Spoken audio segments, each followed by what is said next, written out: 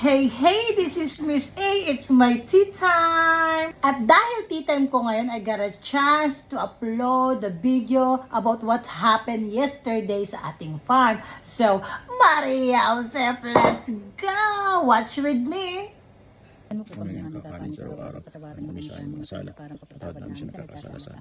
Yes, Lord, una sa lahat, maraming salamat po sa lahat ng blessing na ibinibigay niyo po sa akin.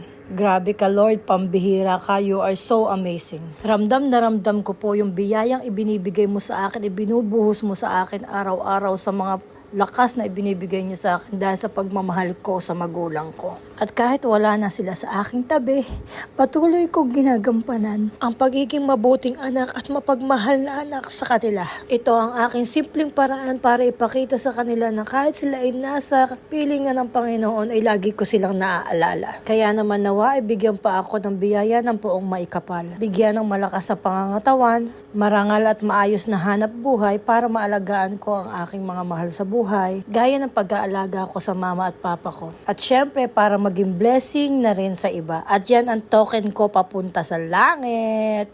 Tama na ang drama. Maria Josep, mapapunta man ako sa langit o kung saan man ako mapapunta, at least nakatulong naman ako sa iba at naiparamdam ko sa mga magulang ko na mahal ko sila. Kaya ipagpapatuloy ko ang mga gawain na ganito dahil yun ang kinasisiya ng aking puso.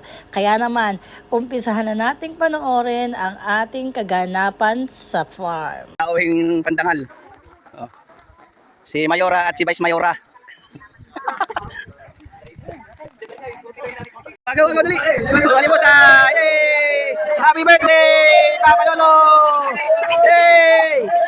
So, hey! Oh, nakikagaw si Kuya Papi. Oh.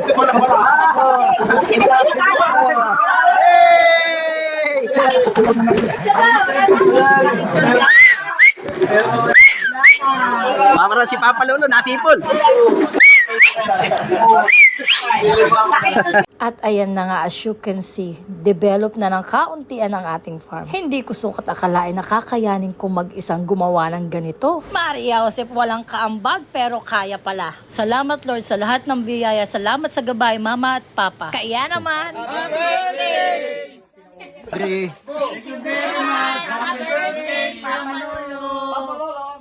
Thank you for watching Money Hunt. For the next videos.